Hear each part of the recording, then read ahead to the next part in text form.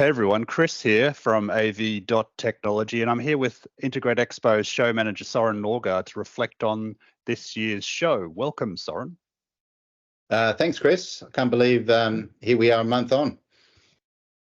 Exactly. Well, look, I'll let you kick off. We like numbers. Do you have numbers? We do. So we're just been going through what we do normally is all our data goes through an audit process. So we've just got that back, and pretty significant increase on what we had in 22. Obviously, on the Integrate side, the footprint of the show floor did more than double. So we would anticipate you would get more attendees as well. But we had a 22% increase on 2022 from a visitor perspective, which equates to combined traffic across both events just under the 11,000 mark. So in 2022, we had 8.6, and we're just a smidget short of 11,000 this year. So really good increase, and it's almost evenly divided between the security and the Integrate products, which is interesting. Sure. Okay. But one of the key things that I've observed this year, going through the visitor database and looking at who's who and job titles and what have you, yes, we're obviously still getting the CIs and the consultants and all of that at Integrate, but we are seeing quite a good increase on end users.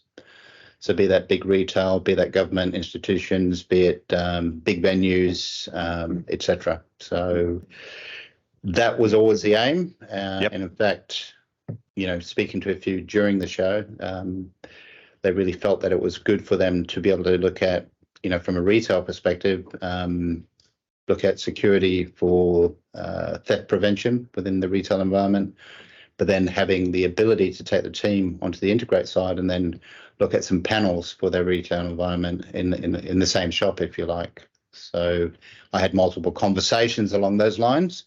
So I think there's tangible benefit in having the brands side by side, not just from a visitor perspective, but obviously there are also a number of exhibitors that have product on both Integrate and security.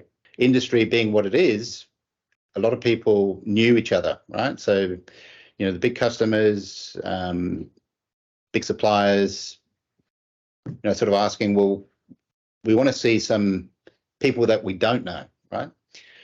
And that's always been part of the strategy, is to entice big end of town and end users to come to the event, and for the exhibitors to meet potential decision makers, be that at C level that are looking at implementing, putting new boardrooms in, let's say in their corporate environment or what have you. And I strongly believe that we're on that journey and it's working. Cool. Where's future growth going to come from, do you think? As in the footprint size, or I think more numbers of attendees. Like, where's the new attendees coming from? Is there a regional strategy? Like, how did we go with New Zealand this year, for example? Yeah, so obviously being New South Wales based, and it has been now for the last couple of years, we're mindful of getting the not just New Zealand, but Victorians and Queenslanders and what have you to the show. And clearly the majority of attendees are still coming from New South Wales, but that's always the case wherever the host state is. But we did see really good numbers from New Zealand this year. We had, I think, over 400 attendees from New Zealand across Security Integrate, which is, that's pretty significant. 17% of the audience came from Victoria, and I think it was about 13 or 12% from Queensland. And then there was we're about to put out a post-show report which will identify all this geographically as well as demographically. What are the job functions, and that will be available to anyone who's interested in sort of breaking that down further.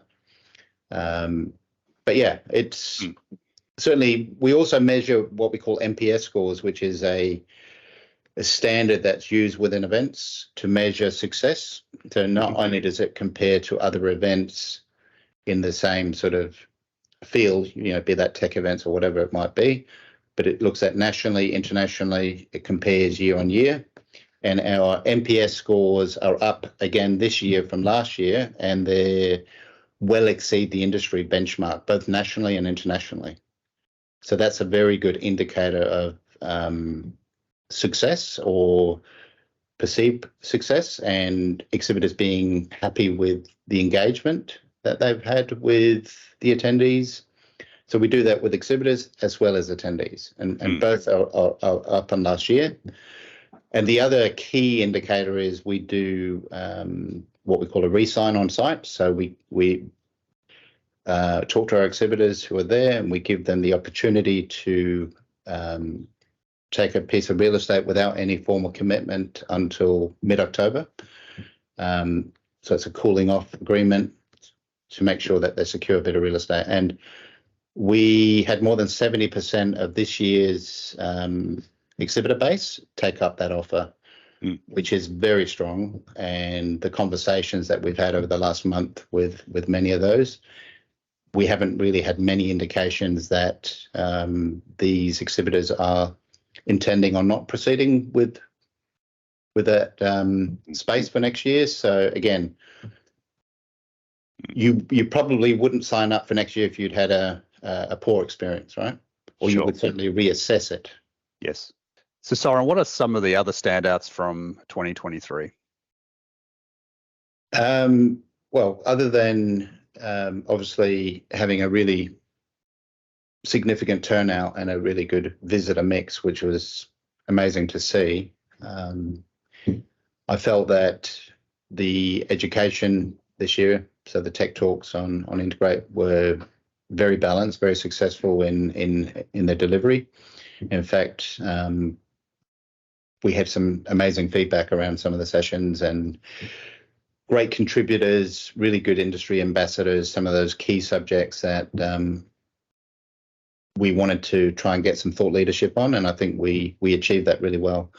And going to continue to evolve the tech talks. So next year we're actually going to have a dedicated theatre outside of the show floor for the tech talks, which we're going to enhance that experience and make it even better. So there was a lot of stuff going on outside of the show floor.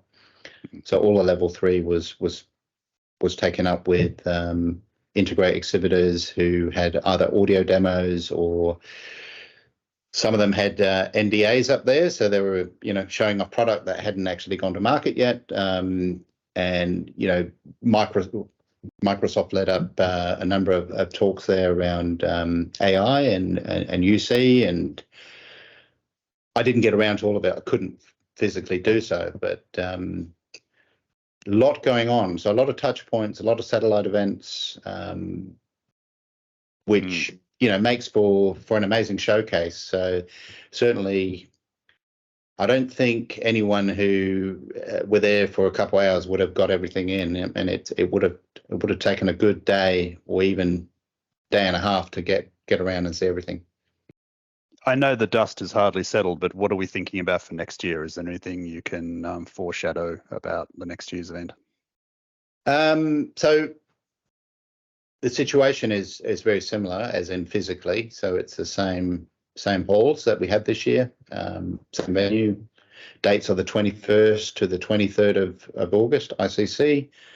But yeah, evolve what we've seen this year. We're doing a lot of analytical work around data and attendees, and looking at shortfalls that might have been there on certain verticals that we could do better on. So we're always looking for ways to improve on that experience for our exhibitors and visitors alike. So be that networking opportunities, other ways of engaging.